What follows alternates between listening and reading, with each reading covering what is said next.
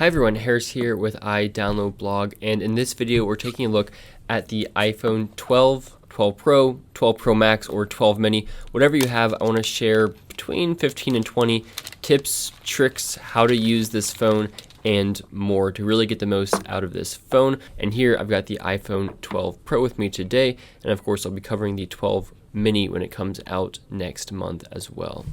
So quickly, just to get started, in case you are new to this phone, I just want to go over the navigation. This is something that you can skip if you're used to this design. But basically, you're doing everything on the bottom half of your phone except for Control Center, which is obviously at the top right-hand corner, and Control Center, which is the top in the middle. Oh, my pizza's on the way. But otherwise, if you're in an application, you will just flick up to go home, or up and hold to get into your multitasking, and left to right to go back and forth between your recent applications. Now you also have the ability to close your applications by swiping up, and you can swipe up on multiple applications at the same time if you want to close multiple of your apps. Now, a lot of people instinctively close all of their apps when they're done using it. However, this doesn't show to improve performance or battery or anything like that on the iPhone. If anything, it's probably using a little bit more battery life because each time you do that, the app has to restart when you launch it. And the iPhone manages that automatically if you just leave the apps running in the background. Okay, so the first tip I want to go to is in Face ID, and this isn't new for this phone, but it's something that I think is pretty nifty. By default, you only have one face available for Face ID on this phone, but just like Touch ID on the new iPad Air 4, you can actually set up technically multiple faces. So this feature is called Set Up an Alternate Appearance, and this is basically used if you have, some situation where you look dramatically different than another situation, maybe glasses, makeup, something like that, that it might not recognize you, which you can set up a second face in Face ID. But this also just allows you to completely set up a second face on Face ID so you can have another person. And this is good for a significant other or just anyone else you might want to give access to a device. Now, another thing that I'd like to actually turn off is password autofill. So by default, you can use your iCloud keychain in something like Safari. If it will autofill your password, it'll scan your face and then enter in your autofill password. If you turn this off, you'll no longer have to scan your face and it will just enter in your information, your saved passwords and usernames for different apps, which is what I prefer. It's not as secure, but that's how I prefer it. So that's a nice feature to turn off on this phone. All right, next I want to talk about charging because I know it's a little bit confusing with this phone. So Apple does not include a charging brick with this phone in the packaging. And they say it's for environmental reasons, but it's mostly for money reasons so that you can buy another charger. But whatever. So they used to give you this 20-watt charger like they did last year with USB-C. Now you just get a USB-C to Lightning cable. So you can use an old charger that you had from maybe an iPad or even your Mac, or you can charge your iPhone from a USB-C port on your Mac or even on your iPad. But all you really need is an 18-watt or higher charger to charge your iPhone at maximum speed, which is about 50% charge in 30 minutes, depending on where you're starting and how much you're using it.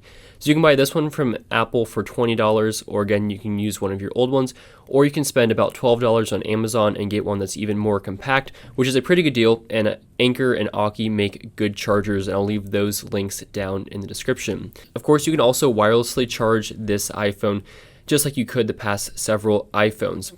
You can charge it at 7.5 watt speed, but you can charge it twice as fast if you use Apple's MagSafe charger, which is a really cool accessory, but pretty pricey, and you might not want to spend that much money on this. But if you do want to wirelessly charge it at maximum speed, you will need this charger. Now next, I'm just going to be honest, the wallpapers are not that cool on iOS 14.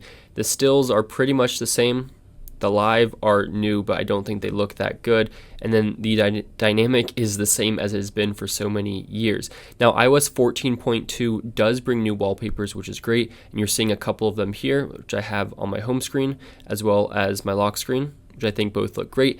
And you can actually find these wallpapers and a bunch more at iDownload Blog's wallpaper section, which is where I found these. So if you go to iDownload Blog and you go to the wallpaper section, you can see a whole bunch of awesome wallpapers, including the iOS 14.2 wallpapers. So if you want to get better wallpapers for any of your devices, definitely check out that on the website. Next, with iOS 14, you can actually get a blank home screen. So basically to do this, you're just going to need to put your phone into wiggle mode. And if you have a page with apps on it, you just drag all the apps off and then make sure that it is selected on your home screen. So like right here, I have this home screen to the far left and I can turn it on or off, and I have no applications on it. So I just have one page to show off my wallpaper, and of course I have another page with several widgets and then several apps, and this one is the same setup. I have a video talking about how you can customize your home screen to make it look great. I'll leave that video linked down in the description, but basically you hold your home screen and you can change your pages, and you can also add widgets using the widgets button on the top left, and then you can always swipe right to get into your app library. Next, there's actually tons of really cool control center controls that you can turn on with this phone. So some of my favorite that I have here would of course be the flashlight, which you can hold and get several different brightnesses, which is great. You can turn that off. You can get to timer, calculator, which includes copying your last result. The TV remote app is great. If you have an Apple TV, you can very quickly control it using this quick control center toggle, so you don't have to go looking for your Apple TV remote. Dark mode is always a great one, especially with these new iPhones. It looks great with these smaller bezels. This one is announce messages with Siri, which is great. You have low power mode. You can quickly start a new note or scan a document just by clicking that, which is awesome. A screen recording, and of course you can turn the microphone on or off, which is pretty handy. You have your bedtime. You can change your text size pretty quickly, which is handy. You have voice memos, stopwatch, and then you have a pretty cool one, which is sound recognition. And when you turn sound recognition on, it will give you several options of sounds that it can recognize you and alert you for. So if you go into accessibility and you go into sound recognition, you can see all of these different sounds that it will alert you if it hears. So this is great if you need to be alerted. So this is great if you're hard of hearing or a lot of other situations that you just want your phone to be on the lookout for these particular sounds. And this is actually a pretty cool accessibility feature. But if you want to customize your control center options, you just go into control center and you see all of these options here that you can add and move around. And you can also show home controls, which will pop up right here, which is nice to have as well. Next, so the iPhone does get pretty dim in terms of brightness, but if it's really dark out, you're going to want to get even darker than that. So what you can do is go into your settings and then accessibility, and then go down to accessibility shortcut. And if you do reduce white point, and then you triple click your power button, you see that the screen just got even dimmer just by triple clicking there. And that's a great feature. Next, inside the camera, there's a feature that Apple brought over a little bit ago, but that I think most people didn't really use. So if you're in the Photos application, you can actually hold, and this starts a video where it used to do a burst. And now you can do the Snapchat feature where you drag to the right and lock it, and it'll just keep recording and you don't have to hold anything. You can also take a photo by clicking that. But if you actually want to do a photo burst, you just drag it to the left and it will take a burst. So it's a little bit different than past years' models. Of course, if you're in the video mode, you can tap at the top corner and you can change between the different camera settings. So changing the frame rate from 30 to 60 and changing from HD to 4K. And you can see 24, 30, and 60 are the options there. And the same thing for slow-mo. You can change between 120 and 240 frames per second, but no options for time-lapse. Now, if you're using the camera, you can change between the 0.5x, the 1x, and the 2, or if you're using the iPhone 12 and the iPhone 12 mini, you're just going to have the 0.5x and 1. But what you can also do is click on that and drag, and you'll get a little wheel that you can go to whatever you want, not just the 0.5, the 1, and the 2, or the 0.5 and 1. And this allows you to easily zoom in and out, but you can also pinch to zoom. Now, one of the settings that I like to change is under camera.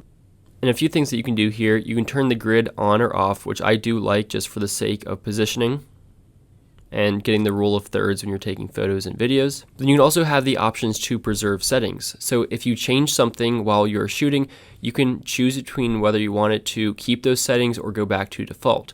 Now, I like turning this feature off for live photos because that way when I take a live photo and maybe I turn off live photos for some reason, I want to make sure that it goes back to turned on. So I turn this feature off for live photos, but you can keep it for the other modes. So for instance, the camera mode. If last time you used the camera, you were in video, and when you go back, you will still be in video. Whereas if you turn this feature off, it'll default back to the photo mode. There's also a feature called mirror front camera, which basically allows you to flip the way the front-facing camera looks on the iPhone. So you can see what this looks like if I take this picture